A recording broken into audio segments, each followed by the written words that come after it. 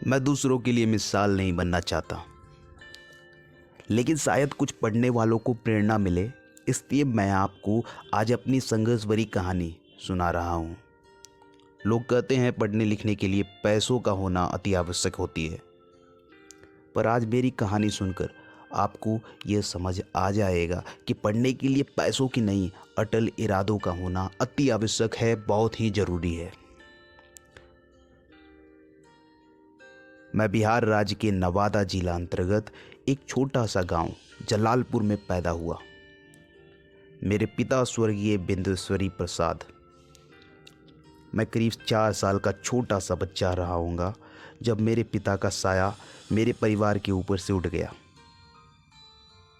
मैं तो छोटा सा बच्चा नादान था, मुझे क्या पता था पिता के खोने का गम क्या होता है।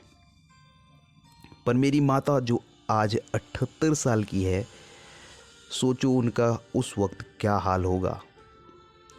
आज भी मेरी माँ जब कभी अकेले होती है तो उन दिनों की बात याद कर खूब रोती है, खूब बिलखती है, और मैं छुप कर माँ को रोते देखता हूँ। मेरी माँ की एक एक आंसू मुझे हमेशा कुछ बड़ा करने की प्रेरणा देती है और प्रेरणा देती आई है। और इसी का कारण ये निकल के आया कि मैं धर्मेंद्र कुमार आज आयकर अधिकारी के पद पे हूँ। शायद मेरी माँ की संघर्ष के कारण ही जो भी आज मैं बन सका हूँ, मैं बन पाया। मैं कर्ज तो अपनी माँ का, अपने परिवार का नहीं उतार सकता, लेकिन उनकी सेवा कर, जो भी हो सके उनकी सेवा कर, मैं अपनी मन की शांति जरूर करना चाहता हूँ। मुझे आज भी याद है वो दिन जब मैं करीब 5 साल का था। मेरी 2 बहनों की शादी हो चुकी थी। गरीबी इस तरह हमें घेरा था मानो रोशनी को अंधेरा घेरा हो। चारों तरफ सिर्फ गरीबी और गरीबी से उत्पन्न हुई समस्याएं ही थी। उन सभी समस्याओं को पार करने के लिए सिर्फ और सिर्फ एक रोशनी दिखता था, जो हमारी माता की लगन और संघर्ष थी।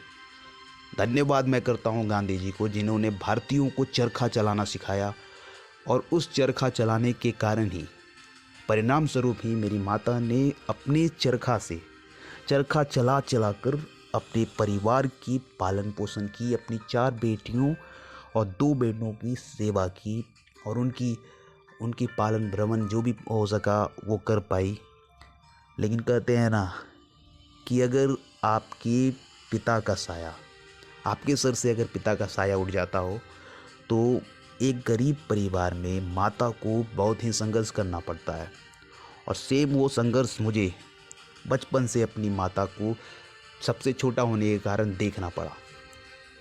सबसे छोटा घर का लड़का होने के कारण मैं हमेशा अपनी माँ के साथ रहा और उनकी संघर्ष बहुत नज़दीक से देख पाया।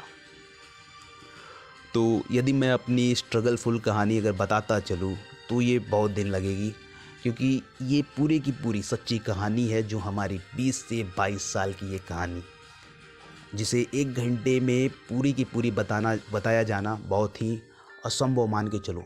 लेकिन मैं आपसे ज़रूर वादा करता हूँ कि अगर आपका पॉजिटिव वेज आता है, हमारे चैनल्स पे लाइक सब्सक्रिप्शंस बढ़ती है, तो मैं ज़रूर आपको अपनी स्ट्रगलफुल कहानी बताऊँगा। क्योंकि मुझे पता है कि कोई आप में से भी दूसरा धर्मेंद्र कुमार होगा जो कि इस सेम परिस्थितियों से लड़ रहा हो। लेकिन आपको इसमें हार नहीं मानना है। अगर आप हार मान जाओगे और आप वहाँ पे गरीबी को अपना तकदीर मान के बैठ जाओगे, तो फिर आपको उस गरीबी के दलदल से कोई नहीं निकाल सकता। गरीबी के दलदल से अगर आपको निकलना है, तो आपको अपनी तकदीर को अपने हाथों से, अपने संघर्ष से बदलना होगा।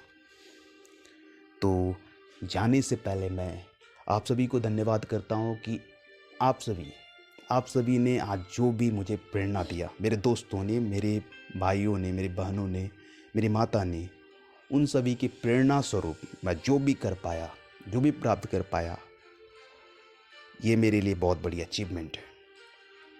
और मैं सभी को धन्यवाद करता हूँ। और तब तक के लिए बाय बाय, फिर से मिलते हैं, सी यू अगेन।